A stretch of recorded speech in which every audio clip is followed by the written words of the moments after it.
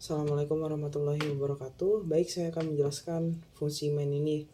Di fungsi main ini, hal yang paling penting ini ada variabel operasi. Jadi, kalau user udah masuk fungsi login, fungsi operasi ini akan diolah datanya. Jadi, kalau dia berhasil login, dia akan mengembalikan suatu nilai. Nah, nilai tersebut bakal diperiksa untuk dia dipilih dia bakal masuk dashboard yang mana. Kalau dia udah masuk dashboard, dia bakal ditanya tuh mau balik ke menu awal, siapa tahu ingin melakukan sesuatu kan, atau dia pengen keluar program aja. Terus nah ini login bos, di login bos ini bos nggak melakukan registrasi, jadi untuk pertama kali dia bakal melakukan cek filenya itu udah dibuat apa belum. Kalau belum dibuat, kita bakal bikin filenya, terus filenya itu bakal kita isi sama it password default kayak gitu. Terus kita bakal melakukan ngisi input. Kalau dia inputnya ada di file dan sama di file, dia bakal memberikan suatu nilai supaya dia bisa masuk dashboard bos.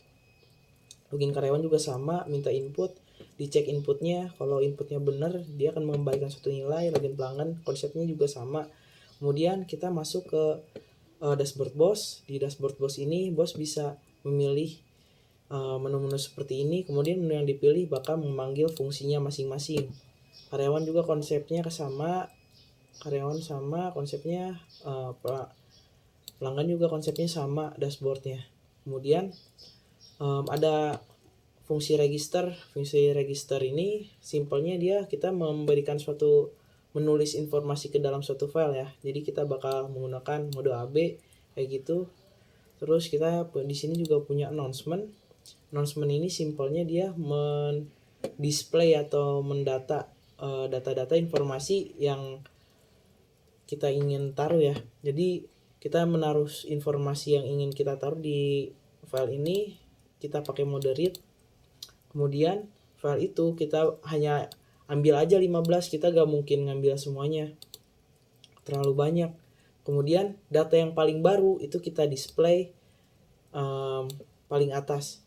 Jadi caranya kita kayak ngambil dulu semua datanya, kita pindahin ke string, terus semuanya itu kita display itu. Terus ini ada list pendaftaran karyawan yang mendaftar itu dia bakal masuk ke, bukan masuk ya, kayak dia bakal punya stempel pendaftar. Jadi kalau dia diterima, pendaftar ini bakal dihilangin, sehingga kalau misalnya kita lihat list daftar resmi karyawan yang udah diterima sama bos, dia stempel pendaftarnya nggak ada, jadi statusnya ini dia langsung karyawan gudang gitu. Tadi kan ada pendaftarnya di sini, jadi udah nggak ada.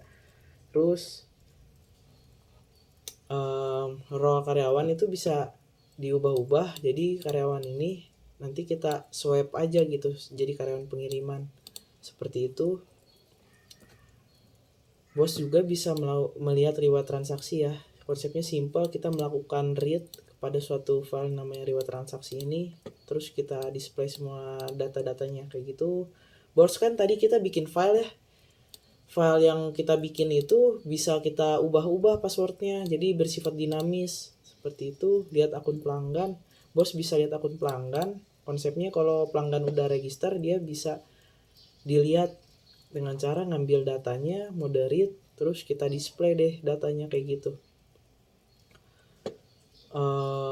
Ini untuk fungsi untuk karyawan gudang. Karyawan gudang itu bisa mendaftarkan suatu barang.